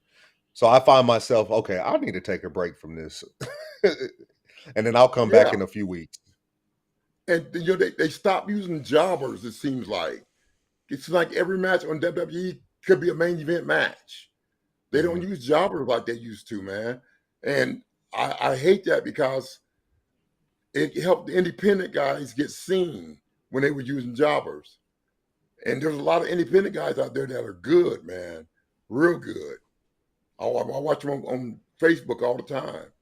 There's some out there that are real good that should be up there in the business, but they don't get looked at. Not like they did back in the days. We've talked to a lot of guys on the independent scenes, and we feel that a lot of these guys do belong on TV somewhere, whether if it's AEW, WWE, TNA, wherever, they belong on TV. Yeah. Got some good talent out there, man, in the independent circus, man. Some real good talent. What did y'all think about that Roderick Jackson thing, man? Oh, we did a video on that. Man, let me tell you. The heat that we got from that video, we ruffled some feathers on that one. But oh yeah? Yeah, we no, ruffled you some feathers. Ruffle some feathers. Oh, me? Nah, because my thing was, I kind of like, as a whole, I blamed everybody in the situation. And the reason why I said that is because, like, I felt like it could have been something that could have been prevented. For one, the guy Rajah Jackson did not know what a work is. He don't know nothing about wrestling terminology. So that's a red flag right there. So Right. he should have been schooled on wrestling terminology. Two, you know, when the incident occurred with him getting hit over the head with the can, right? That shouldn't even have happened altogether. Because if he didn't know the can was coming, why would you do that? You know what I Oh mean? yeah. And it already caused a chain reaction of events to happen after that could have been prevented. Three, they should have never said he could have got his lick back. They should have never said he should have got his receipt back. Once Yeah. he had once the apology was made and everything was over and done with and he calmed down, they should have kindly escorted him to the door and said, "Bye-bye, you got to go." You know what I'm saying? Exactly. They should have did that. So I felt like even though I didn't agree with what Rajah Jackson did, you know what I'm saying? And I would never agree with something like that. I felt that if the promotion was thinking properly instead of thinking of like all the views and whatever they could got out of it, they could have prevented it because there was plenty of time to do that. Like Yeah. like people don't understand. There was like they said it was like 2 or 3 hours in between before the actual event started. So that like they could have like literally stopped the whole entire thing from occurring, but it didn't happen that way. But you know, Raja Raja did the crime. He got served the time because now he's locked up. Yeah. Yeah. That was pretty messed up, man. Yeah, I would I have. kind of feel sorry for the dude, man, because I mean he was out. Yeah, yep. I don't know if he went out when he slammed him and he hit his head or doing that first punch. I don't know. But I he was out, man. I think he went out. He was out when he got slammed because when he did the spine buster, he didn't. There was no protection. He left himself. He let himself go because Stu thought it was still a working match, so he already let his body go. He gave his body up to Rajah Jackson, thinking it was a part of the show, but it really Right. wasn't. Rajah already had in his mind that he was going to hurt this guy. You know what I'm saying? That he was going to hurt Right. him real bad because if you remember, he was on the phone. He was being antagonized by his viewers. He was like, oh yeah, you think I ain't gonna do this? You think I do?" He was like, watch, and then that And it happened. happened. Funny thing is, he's the one in jail, and they are the ones out there laughing. You know what I'm saying? Yeah. And they collected over $200,000 for that guy. Yeah. There was a lot of other professional wrestlers donated to his cause and things like that too. It's funny you mention it. The guy that got Rajah Jackson off of Psycho Stu, he was on SmackDown tonight. Oh, was he? Yeah, they showed a picture of him. He was one of the like you know when they have a segment and they might have some wrestlers come in and play a security guard or Right. do this or do that. He was one of the security guards doing the Jimmy Uso segment. Okay. Yeah. So you know that was pretty dope. That was pretty dope. Yeah, Yeah, that was wrong, man. He shouldn't have done that. yeah. That was wrong. There were so many Definitely. different ways to handle that. That's what I was saying. You Yeah. know. And then the That's. guy apologized like 3 times. Mm-hmm. Mm-hmm. You know, Yeah, that's I what don't know, I man. agree. I agree. I agree. I agree. So, speaking of things that has recently happened, what was your thoughts on Hulk Hogan passing away? Mm. Um, it's sad, you know, seeing any of the boys pass away. It's sad, Yeah. you know. But I was disappointed in Hogan, you know, with the racist stuff that he said, you know, on Mm-hmm. the phone. I mean, I was very disappointed, because I didn't know him to be like that. Mm-hmm. But you know, it's sad when any of the boys pass away, man. It's sad, you know. And it seems like the wrestlers are dropping like flies, man. I mean, I want to ask this. And this is a off one. Like nothing. It just came into my head. Why didn't they have a union for professional wrestlers? Now I heard the stories and the reasons behind it, but why don't you think they start something like it now? Because I heard that Hogan stopped those plans from happening and whatever like that. yeah, But Hogan's not here now. You know what I mean? Why right. can't they start something like that now? Because nobody wants to be the one to start it. Nobody wants to be the one to start it because they know that they'll probably get some heat from it.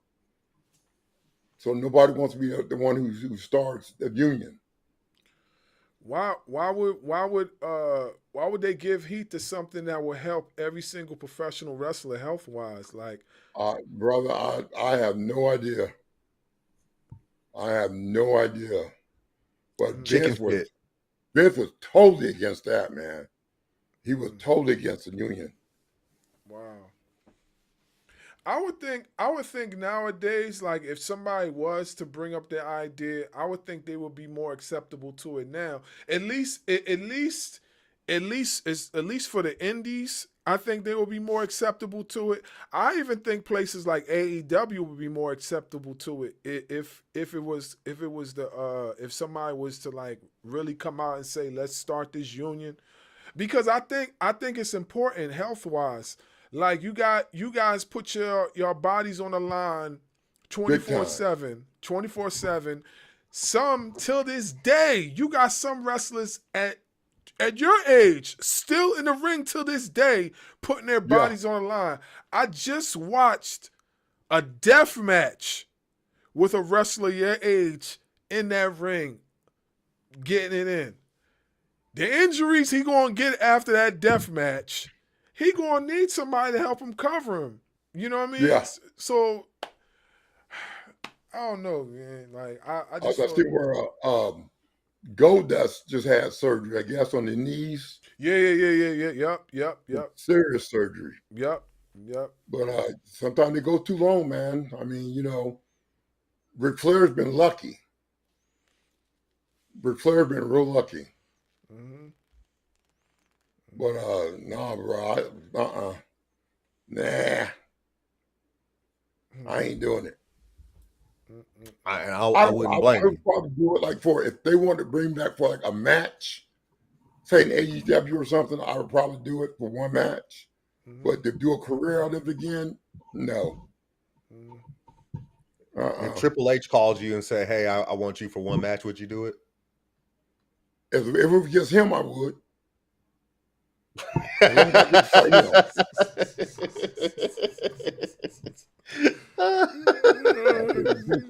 I was gonna do it.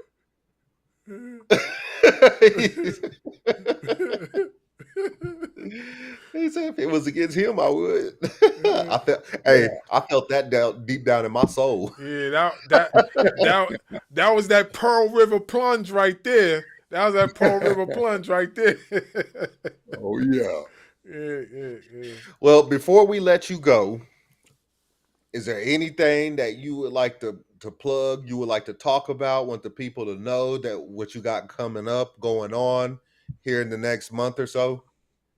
Well, no, I was in a car accident a few weeks ago, man, a bad one. I was in a real bad car accident a few weeks ago, and I broke two of my toes, I broke my rib, and I had a concussion. So I won't be doing nothing for a while. But I do got some action figures coming out with what's it, Hassel Toys. I got some new action figures coming out. And so we're gonna be on the lookout for that. Yeah, we definitely gonna be on the lookout for that. Yeah, just go on Facebook and look under I think is it Hasto or Hasto? I forgot the name of the company, but yeah, they got a new action figure coming out. Okay. And it's with the Road Warrior shoulder pads on. Okay, so I seen that on your Instagram page. I seen that. Yeah. I seen that. Yeah. That should be out for the next few months. How can How can we get our hands on some merch, like some T-shirts and you know what I mean, stuff like that? Like, where can we go to get some like cool shirts, Ahmed Johnson shirts?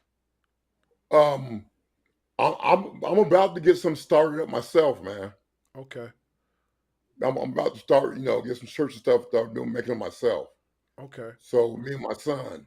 So okay, I'll definitely hit you guys up and let you know when we get them out and okay, send you okay, guys, man. okay. Yeah, we definitely will want some for sure. Yeah, I'll For definitely sure. send you guys some, bro. Okay. All right. Thank And you. we would really appreciate that because, like I Mhm. said, we looked up to Ahmed Johnson. We looked up to the guys like Ahmed Johnson and Farouk, and because we saw ourselves in a company where we didn't get to see a lot of ourselves. So when we Right. saw Ahmed Johnson, we saw Farouk and people like that, we was like, "That's my guy." Mhm. Yeah. Mhm. Yeah. I appreciate that, man. I appreciate y'all, sponsors backing me up, man, being fans, man. I really appreciate that, man. We appreciate you. We appreciate you. Like we told you, we was marking out when we when we got the connection with you and everything was like we was like, yo, like that was Ahmed Johnson. We was like, yo, and we was like, we couldn't believe it. We couldn't believe it. But we're just appreciative of the opportunity just to sit here with you and talk with you about, the old times in the WWF, WWE, things like that. Just speak about things in general. Like we're grateful. We're grateful. But bro, I enjoyed it, man. I really did. Yeah. I enjoyed it. Y'all had some good questions, man. Y'all So dug deep. before, You got good questions. hey, we do our research too, man. We do our I see. research. Mm-hmm. I see. We do. And it's good to know, like, not only did I see somebody like you that that like myself on TV, he served in the army too. So I'm like, Oh man, yeah. Mm-hmm. Oh yeah. Mm-hmm. I'm like, man, 13 okay, Bravo. we really brothers now. Mm-hmm. Oh yeah. So maybe y'all ever need me So, again, bro, hit me up. oh, Hit me most up if you ever definitely, need most me definitely. again. Yeah, we definitely will. We definitely will. Real quick, I don't know what connections you have, but we ask this question before we end every show. If you could see anybody on our show, who would it be? But, but, but Ahmed Johnson has to help us get that person on the show. Y'all probably should get Sabio on there, man. Sabio You could Vega. help us get Savio? Yeah. Yeah, I can get Sabio on there. Sign us up. Yeah, sign us up. Okay. I'll give him a call tomorrow, man. Oh, that I'll would be call Sabio awesome. tomorrow. That would be awesome. Yeah, We that'll got, be dope. But we got some y'all questions for him too. shoot me your number where I can contact y'all so I can give it to him so he can call you. Okay. Okay. Yeah, we can Okay. definitely do that. We can Okay. definitely do that. All right. Yeah, because Sabio got some stories, man. He been around. He been around business for a while, man. He got some stories. Okay. Most definitely. Well, that's all I have for you, Mr. Johnson, Mr. Ahmed Johnson, the Pearl River himself. You are much appreciated. We looked up to Thank you, you brother. as kids, and we look forward to seeing more of you soon. Thank you. Most definitely, we are appreciative and we are honored to have you on the podcast. And we pray and hope that this don't be your last time on this show. So Hey, like anytime I you said, got hit me up. anytime you got something to promote, hit us up. We will Okay, gladly be available to host it for you. Yeah. I sure will. Yeah. So, with that being said, it's the Pearl River Powerhouse, the insightful one, S. Scott Barz Wrestler Media, and the dynamic Salute Darkwing Dub. Another Catch y'all on the episode, flip, baby. another episode of Ring Ropes and Turnbuckle Podcast. See y'all again soon. Peace. Yeah, man, y'all had some good questions, bro.